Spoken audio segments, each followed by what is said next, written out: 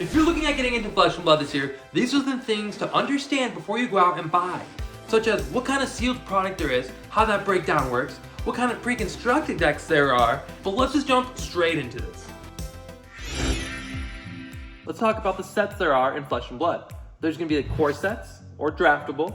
There's also going to be supplementary to boost certain classes, as well as there's the history pack, which is like a reprint set, a white border. One thing to note when you're looking at maybe buying a box of a core set or supplementary, certain sets will cater to certain classes. So like in Welcome to Rathe, the original, they're going to be looking at ninjas, they're looking at guardians, brutes, and warriors.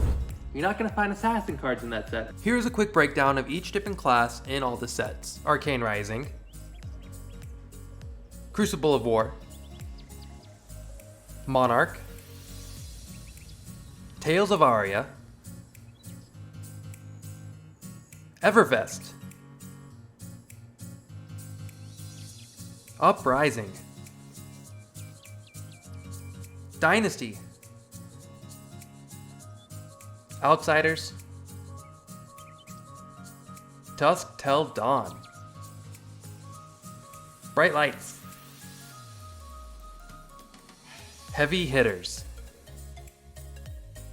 When you're looking to buy a box and you're comparing first edition versus unlimited, the price difference can be huge, if not exponential, especially with the older sets which have a smaller print run. When it comes down to something like Tales of Aria, the price difference isn't nearly as big. We also have to understand the official pre-constructed decks of Flesh and Blood. This is going to be for the young heroes for the Blitz format. These are the hero options you kind of have to look at. You have Rhinar, Bravo, Dorinthia, Dash, Viserai, Kano. These two heroes are not legal in your local armories. You also have Azuri, Arachne, Katsu, Benji, Riptide, Azalea, Dromai, Phi, Oldham, also not legal, Lexi, Briar, Prism, Bolton, Levia, and Chain, also not legal. If you're looking to get a pre-constructed deck out of these heroes, what I would do is go to the FaB TCG website and read up on the heroes that interest you, because certain heroes play in different ways. For other pre-constructed things that Flesh and Blood does offer, there is the classic Battles decks.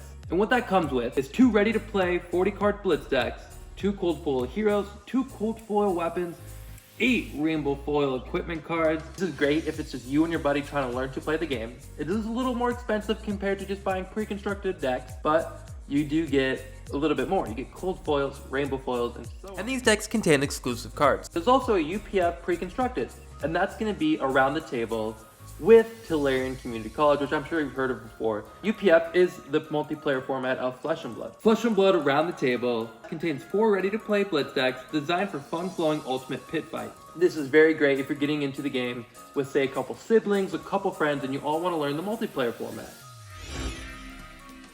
You can also go to eBay and find pre-constructed Blitz decks as well, not official, but people that know the game a little bit and put some cards together to make a deck playable. But if you're also just a player, you just want your hands on some cards, you don't necessarily care about pre-constructed decks nearly as much, you just want to build what you want to build. A lot of places online sell bulk cards at cheaper rates. You can just get a huge bulk of whatever you want and just start throwing decks together. You can also just go buy singles online and build decks from there. Another thing I'd recommend buying as a new player in Flesh and Blood is a playmat. Yeah, you might already have a playmat, but having the zones in the Flesh and Blood playmat is very helpful. Another thing you might need is some dice, because there's going to be different mechanics in the game which are helpful to be tracked. There's online places such as Metal FaB tokens, which they represent counters which represent different things, such as the pitch, as well as things such as like Go Again, Dominate, and other things that tend to be useful in this game. I'll have links to the resources down below as well, which might help you find decks, buy decks, learn more about your heroes, and so on. But as a new player, I really hope you love this game. I hope this was helpful at all. If you have any questions, definitely comment it down below. I'll do my best to answer it how I can. Other than that, guys, thank you so much for watching, and I'll see you in the next one.